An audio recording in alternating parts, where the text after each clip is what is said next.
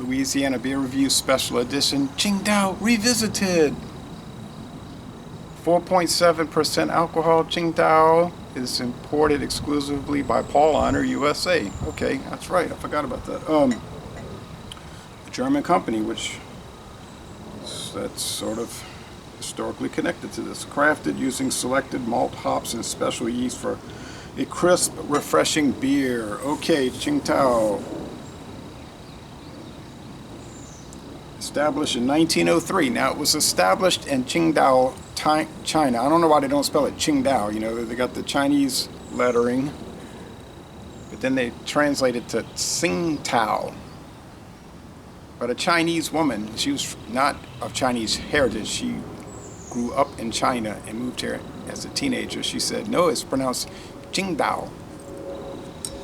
I don't know why they don't just spell it that way on the bottle, but just seems to always be a problem translating from Chinese to English. You hear the thunder. We've been having some rain this afternoon.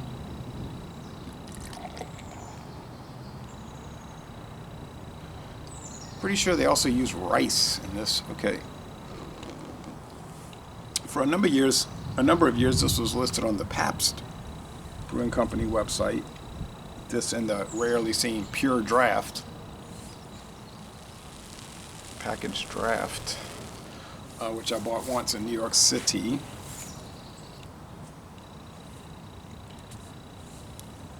Very bubbly. Spongy white head. So 1903, German businessmen in China, the Empire of China, Chinese Empire, started a brewery, and they were given instructions to the people out there, like, this is how you make popular style beer, and caught on, and now it's still today the #1 selling Chinese beer brand, I believe so, at least in North America. And after 1949, it came under the control of the communist leaders in China, and this is produced in Qingdao, China, the communist part of China, you know, not the Republic of China. All right, but anyway, fresh bottles just arrived this week. Hadn't seen it in about a year, I guess.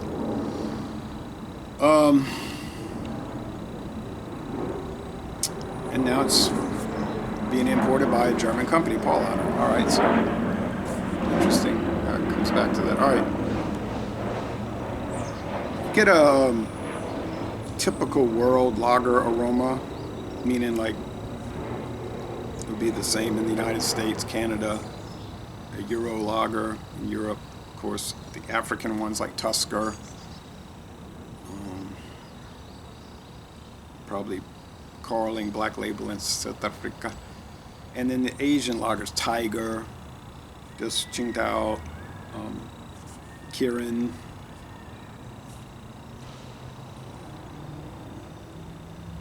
Kirin Ichiban is all malt, but there's other Kirins that aren't.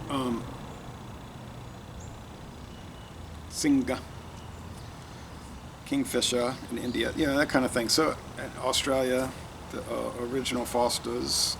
All right, so let's go with the taste. My Thurns here had it on sale this week, $7.99 a 6-pack. This day and age, it's not a bad price. It's not really a great price, but it's not a bad price considering everything else.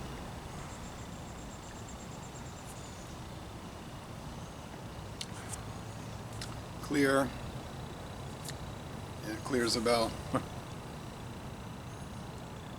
Now, if it wasn't overcast, if there was direct sunlight, it might show some sediment, but it would be so faint. Any beer would do that. But when I first started reviewing it, it was 4.8. It's been changed to 4.7. Not much of a change, but has, let's see, yep, 4.7. Tsingtaobeer.com.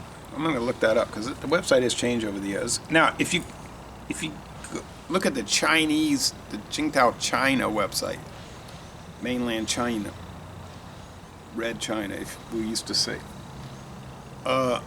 they're showing a Qingdao Dark like a Schwarzbier, a Hefeweizen, or some kind of wit beer, the Pure Draft.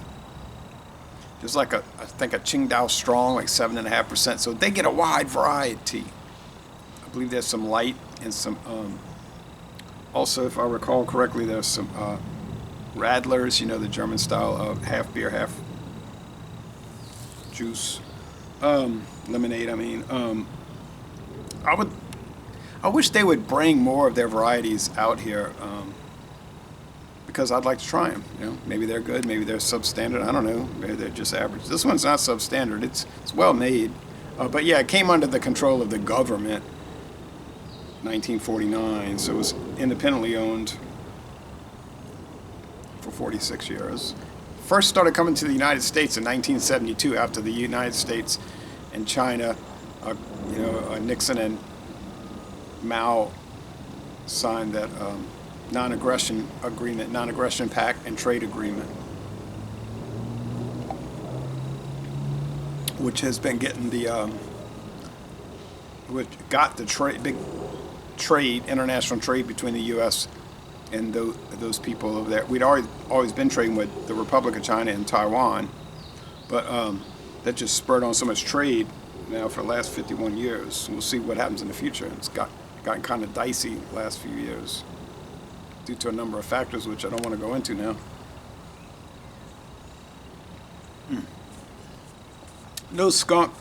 And I mean, when these are shipped, they're shipped in a cardboard box. It's like a 4-pack of 6-packs, you know what I'm saying, 24 beers. So they're not hitting the light. And if the store keeps them out of the light, they should be all right. The green helps. Clear really doesn't help, but brown bottles would be better. I think there are cans. I've never seen them except for the Pure Draft, but yeah. But this one is not light struck at all, in no way. It's a pleasant beer. Now, to say that it's better or worse than American macro lagers, I wouldn't say that. It's really on par with them. Let's see if I can figure out this date. If it's not, it seems to be pretty well etched into the glass instead of just painted. Let's see. Oh, it's going to be very hard.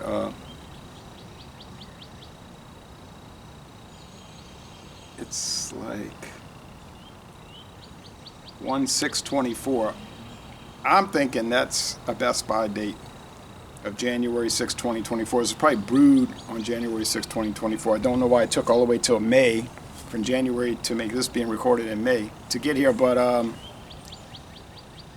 this won't post till June. But you know, that's not that uncommon either. The things seem like forever to get here. You know, months. When you think it should only be like a few weeks. But anyway, the score, yeah, I'll go with a B+, 88 out of 100. A very good beer, but then, you know, you could say that for a lot of Canadian, U.S., like I say, Australian, New Zealand, because I've had a few New Zealand lagers, not for years though, they sort of left our market. James Bogue, I think it's from Tasmania, also 4.7 when I tried it. Yeah, it's like, they're all like the same, but it's all like the same amount of niceness, you know what I'm saying. Bogue was a twist cap. This is a pry cap. All right, so Les Bon Temps Relais, a very good beer, not exactly memorable or something to track down, but definitely something to try if you've never had it. And if you see the Pure Draft, definitely get that. And if you ever seen any of the varieties, like the Schwarzbier, and I think they even, I know there's the super strong, but I don't know about a stout. But anyway, if you ever see those in the United States, let me know. I'd be so keen to try those. So I'm going to end this review by saying y'all go to mainland China and take a brewery tour.